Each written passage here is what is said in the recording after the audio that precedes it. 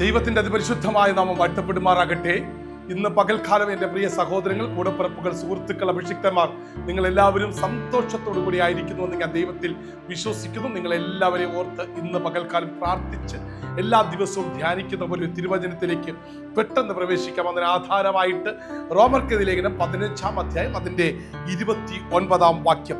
ഞാൻ നിങ്ങളുടെ അടുക്കൽ വരുമ്പോൾ ക്രിസ്തുവിന്റെ അനുഗ്രഹ പൂർത്തിയോട് വരും എന്ന് ഞാൻ അറിയുന്നു. സ്തോത്രം.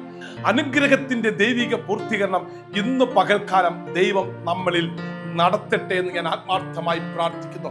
റോമർക്കെതിരെ ലേഖനം 1-ാം അധ്യായം മുതൽ 16-ാം അധ്യായം അത് വളരെ ശക്തമായ ദൈവവചനമാണ്. അവൻ ഏറ്റവും ശക്തമായ ബൈബിളിലെ 16 അധ്യായങ്ങൾ അടങ്ങിയ റോമാലേഖനം യഹൂദന്മാർക്ക് വേണ്ടിയാണ് എഴുതപ്പെട്ടിരിക്കുന്നത്. എങ്കിലും യഹൂദ മത ക്രിസ്ത്യാനികൾക്കും പുറം ജാതിയിൽപ്പെട്ടവർക്കും ഇത് ബാധകമാണ്. അതുകൊണ്ട് തന്നെയാണ് കാരാഗ്രഹത്തിനകത്ത് വെച്ച് ഇത് കൈമാറ്റം ചെയ്യുമ്പോൾ വളരെ ശക്തമായിട്ടും ഗമാലിയന്റെ കീഴിലിരുന്നു കൊണ്ട് പഞ്ചഗ്രന്ഥങ്ങളെ കാണാതെ പഠിച്ച് പറഞ്ഞ് അധികാരപത്രം വാങ്ങി സഭയെ മുടിപ്പിക്കുവാനായി ഇറങ്ങിത്തിരിച്ച ശൗൽ എന്ന പൗലോസ് റോമാ സഭയ്ക്ക് വേണ്ടി എഴുതുമ്പോൾ അതിൻ്റെ ഓരോ വാചകങ്ങൾ വളരെ അർത്ഥവത്താണ്. ഇന്ന് പകൽക്കാലം നാം ഗ്രഹിക്കാൻ പോകുന്ന ഈ ദൈവവചനത്തിന്റെ പരിപൂർണതയും അത്രയും ആഴമേറിയതാണ്. ഇവിടെ ഇതാ വളരെ വ്യക്തമായി പറയുന്നു, ഞാൻ നിങ്ങളുടെ അടുക്കൽ വരുമ്പോൾ ക്രിസ്തുവിന്റെ അനുഗ്രഹ പൂർത്തിയോടെ വരും എന്ന് ഞാൻ അറിയുന്നു. എന്തുകൊണ്ട് അങ്ങനെ പറയുന്നു? കാരാഗ്രഹത്തിൽ കിടക്കുന്നത് യെരൂശലേമിലാണ്. യെരൂശലേമിൽ കിടക്കുമ്പോഴും ദൈവത്തിന്റെ ഒരു വാഗ്ദത്തം അവന്റെ മേലുണ്ട്. അപ്പോസ്തല പ്രവൃത്തികൾ 23-ാം അധ്യായം 11-ാം വാക്യം, യെരൂശലേമിൽ എന്നെ കുറിച്ച് നീ സാക്ഷീകരിച്ചതുപോലെ തന്നെ റോമിലും എന്നെ കുറിച്ച് നീ സാക്ഷീകരിക്കേണ്ടതാകുന്നു. ഒരു വാഗ്ദത്തം അവന്റെ മേലുണ്ട്. ആ വാഗ്ദത്തത്തിന്റെ പരിപൂർണത അവൻ മനസ്സിൽ കണ്ടുകൊണ്ട്, അവൻ ആത്മാവിൽ കണ്ടുകൊണ്ട് ഇതാ റോമാ സഭയ്ക്ക് ലേഖനം എഴുതുകയാണ്. ആ 16 അധ്യായങ്ങളും എഴുതി തീർക്കുമ്പോൾ 3 കാര്യങ്ങളാണ് ദൈവത്തിന്റെ പരിപൂർണതയോടുകൂടെ അനുഗ്രഹപൂർത്തിയോടുകൂടെ വരുമെന്ന് പൗലോസ് പറയുന്നത്. അതിൽ 1-ാമത്തെ വാക്യം ഇന്നിങ്ങനെയാണ്. 15-ാം അധ്യായം അതിന്റെ 6-ാം വാക്യം ഇവിടെ വളരെ വ്യക്തമായി പറയുന്നു, സ്ഥിരതയും ആശ്വാസവും നൽകുന്ന ഒരു ദൈവത്തിന്റെ പരിപൂർണത അവിടെ കാണുവാൻ കഴിയും. ദൈവത്തിന്റെ ക്വാളിറ്റിയെ ഇവിടെ ഇതാ വളരെ വ്യക്തമായിട്ടും സഭയ്ക്ക് കൈമാറുകയാണ്.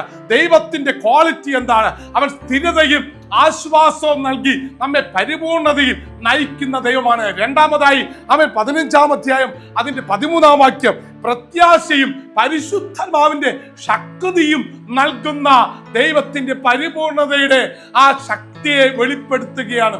മൂന്നാമതായി വിളിച്ചു പറയുന്നു 15-ാം അധ്യായം അതിന്റെ 33-ാം വാക്യം, സമാധാനത്തിന്റെ ദൈവം നിങ്ങൾ എല്ലാവരോടും കൂടെ ഇരിക്കുമാറാകട്ടെ. 1, സ്ഥിരതയും ആശ്വാസവും നൽകുന്ന ദൈവത്തിന്റെ പരിപൂർണത. 2, പ്രത്യാശയും പരിശുദ്ധാത്മാവും നൽകുന്ന ദൈവത്തിന്റെ പരിപൂർണത. 3, ദൈവത്തിന്റെ സമാധാനത്തെ വെളിപ്പെടുത്തുന്ന ദൈവത്തിന്റെ പരിപൂർണത. ഇത് 3ഉം അനുഭവിച്ച പൗലോസ് അപ്പോസ്തലൻ കാരാഗ്രഹത്തിൽ വെച്ച് പറയുകയാണ്, ഞാൻ നിങ്ങളുടെ അടുക്കൽ വരും.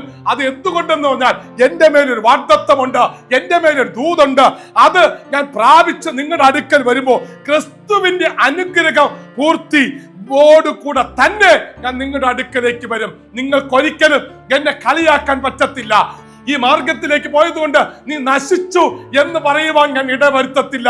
നിങ്ങളെയും എന്നെയും ദൈവം വിളിച്ചിട്ടുണ്ടെങ്കിൽ, പ്രിയ സഹോദര സഹോദരി വിളിച്ചു വേർതിരിച്ചിട്ടുണ്ടെങ്കിൽ, ഒരിക്കലും നമ്മെ അപമാനിക്കുന്ന ദൈവത്തെ അല്ല നാം ആരാധിക്കുന്നത്. നമ്മെ ക്രിസ്തുവിൽ അനുഗ്രഹ പൂർത്തിയോടുകൂടെ അനുഗ്രഹിക്കുന്ന ഒരു ദൈവത്തെയാണ് നാം ആരാധിക്കുന്നത്. അതുകൊണ്ട് ഇന്ന് പകൽക്കാലം സ്ഥിരതയും ആശ്വാസം നൽകുന്ന പ്രത്യാശയും പരിശുദ്ധവും നിറവും നൽകുന്ന സമാധാനം ദൈവിക പരിപൂർണതയോട് നൽകുന്ന ആ ദൈവത്തെയാണ് നമ്മൾ ആരാധിക്കുന്നത്. അതുകൊണ്ട് ഇന്ന് പകൽക്കാലം ആ ദൈവത്തിൽ സമർപ്പിച്ചിട്ടുള്ള ഒരു ക്രിസ്തീയ ജീവിതം നാം നയിക്കുന്നുവെങ്കിൽ ക്രിസ്തുവിലുള്ള അനുഗ്രഹ പരിപൂർണത നമ്മൾ വെളിപ്പെടുമെന്ന് പറഞ്ഞുകൊണ്ട് നിർത്തുന്നു. May God bless you. Jesus loves you. God be with you.